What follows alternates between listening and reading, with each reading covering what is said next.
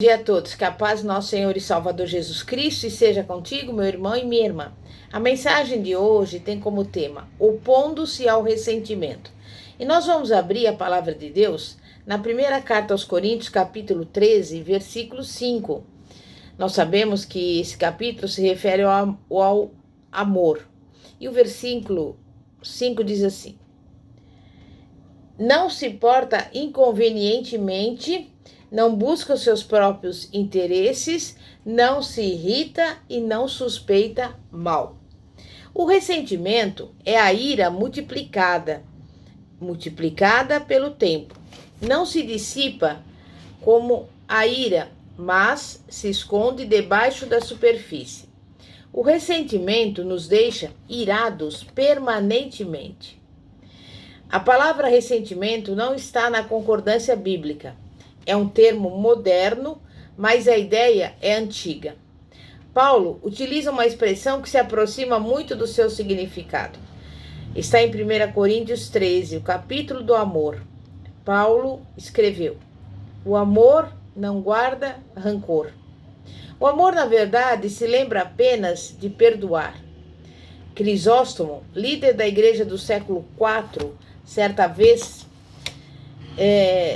disse que um erro cometido contra o amor é como uma faísca que cai no mar e se apaga. O ressentimento extingue a chama da vida e também do amor. Entroniza o fracasso e o mal não deixa mais ninguém esquecer. Davi, o exemplo clássico de tantos assuntos do coração, naturalmente também é um modelo de ressentimento. Ele era o homem segundo o coração de Deus, mas teve muitos fracassos. No leito de morte, o rei Davi trouxe o filho Salomão para o quarto a fim de lhe dar um último conselho. Em 1 Reis, capítulo 2, versículos 5 e 6, temos o registro das palavras dele, que foram as seguintes: também tu sabes o que me fez Joabe, filho de Zeruia, e o que fez aos dois comandantes do exército de Israel, a Abner, filho de Ner, e Amasa, filho de Jéter, os quais matou, e em tempo de paz vingou o sangue derramado em guerra, manchando com ele o cinto que trazia nos lombos e as sandálias nos pés. Faze, pois, segundo a tua sabedoria, e não permita que as suas cãs desçam à sepultura em paz. O maior homem do seu tempo, em todo o mundo, preparando-se para encontrar com Deus, está transmitindo um legado de vingança para o filho. Esse é o lado de Davi, que preferimos não enxergar. O ressentimento distorce a realidade e nos mantém acorrentados ao passado. Como o ar poluído não intoxica somente a pessoa amargurada, mas todos os que entram em contato com ela. A palavra de Deus diz em Hebreus, capítulo 12, versículo 15: atentando diligentemente, porque ninguém seja faltoso, separando-se da graça de Deus, nem haja alguma raiz de amargura que brotando vos perturbe, e por meio dela muitos sejam contaminados. A amargura e o ressentimento se espalham pelo casamento, pelas amizades e atinge até o relacionamento com Deus. Contamina tudo que toca. O ressentimento prejudica não só a nossa saúde espiritual, mas também a saúde física. Quando decidimos nos apegar à amargura, é como se nos colocássemos sob uma maldição. Somente o perdão pode removê-la. Podemos começar aninhando um pequeno rancor, que, se o alimentarmos, transforma-se num forte ressentimento. A esta altura, tem vida própria e não conseguimos parar de alimentá-lo. Finalmente, não é mais algo que possuímos, ele é que nos possui. Nossa vida inteira se define e se organiza ao redor dos princípios do ódio. Ninguém quer viver assim. Se pudéssemos prever as coisas, faríamos de tudo para não cair na maldição do ressentimento. Então vamos ver como resistir ao ressentimento. Em primeiro lugar, pense duas vezes. Por que quase todos abrigam mágoas dos outros? A resposta pode surpreender. O ressentimento proporciona ao indivíduo sentido de superioridade em relação à pessoa com quem está ressentida. Remoer o erro do outro faz o ressentido se sentir superior. Naturalmente, as pessoas com tendência a se subestimar são as que gravitam em volta do ressentimento, pois ele lhes oferece um modo nocivo de se colocar um pouco acima na hierarquia social. A primeira atitude a tomar, portanto, é pensar nas consequências. Será que esse tipo de vida que você quer levar? Será essa a direção em que você gostaria de projetar os seus pensamentos? Será uma forma correta de usar a sua energia emocional? Um pouco de reflexão com certeza vai poder curar muitos ressentimentos inoportunos. Em segundo lugar, escreva. Há famílias que perpetuam sentimentos doentios, mesmo depois das causas terem sido esquecidas e os adversários originais terem morrido. Por isso, o melhor a fazer é escrever. Exteriorize os seus sentimentos, ponha-nos papel diante de você e observe-os bem na luz. Pode ser que seu motivo, objeto, pessoa ou situação não valha nem um pouco a energia emocional que você vem gastando. Quase sempre, os inimigos do nosso cenário emocional não sabem o que fazem. Em terceiro lugar, fale. Você pode conversar sobre os seus sentimentos com seus amigos íntimos. Pode discuti-los com a sua família. Mas, por favor, não deixe de falar sobre seus sentimentos com aquele que mais o ama, aquele que pode renová-lo, tanto na mente como no coração. Procure o Senhor e fale tudo.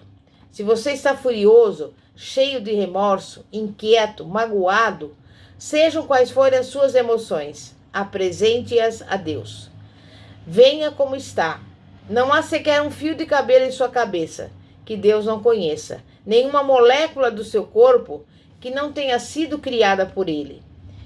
Conte-lhe tudo, e Ele começará a compartilhar coisas certas com você, como graça e perdão. Os que abrigam ressentimento no coração estão carentes da graça de Deus. Precisam se aproximar do Senhor e recuperar o que perderam, pois Ele é a única fonte. Sentir a graça e o perdão divinos é descobrir que temos de sobra para dar uns aos outros. O ressentimento profundo é como um sanguessuga que se agarra no nosso coração.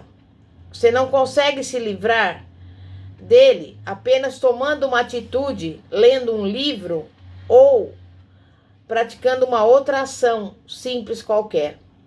Há um remédio: banhar-se na exuberante graça de Deus.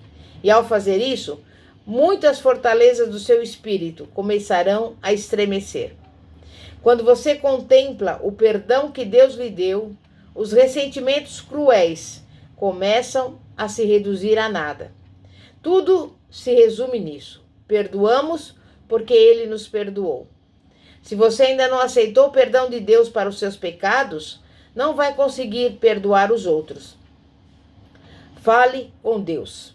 Peça que Ele o ajude a enxergar a profundidade do amor, da misericórdia, da graça e do perdão dele.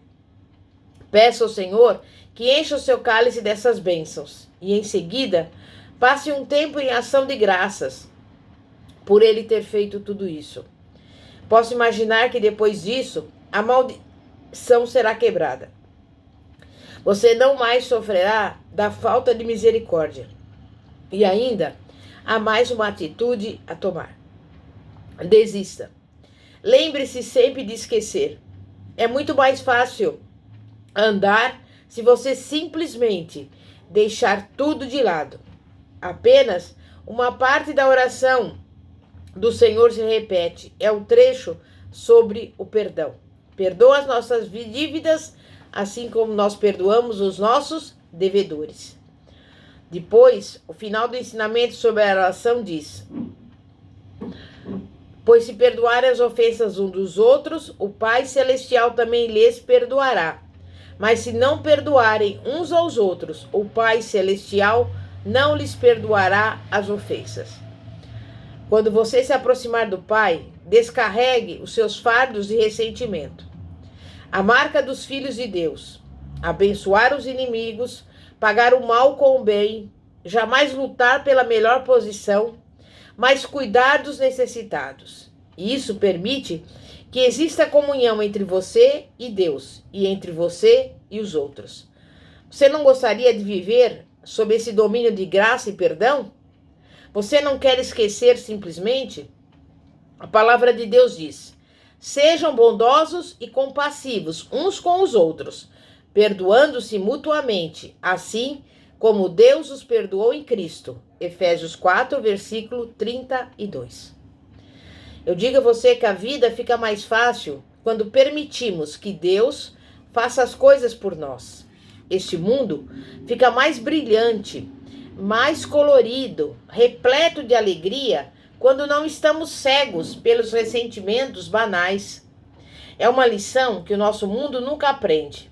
O ressentimento provoca separação de famílias, violência na sociedade, guerras constantes entre nações. Desse modo, vidas que poderiam até ter sido produtivas e sido bênçãos, são consumidas pelo ódio autodestrutivo. O ressentimento nos impede de conhecer a bondade de Deus. Impede-nos de ser pais fiéis, filhos fiéis e bons vizinhos. Não precisamos nem devemos viver assim. Tudo o que precisamos é pedir a Deus que nos liberte dos ressentimentos. E eu digo a você, para concluir, resista ao ressentimento. Expulse qualquer traço de amargura.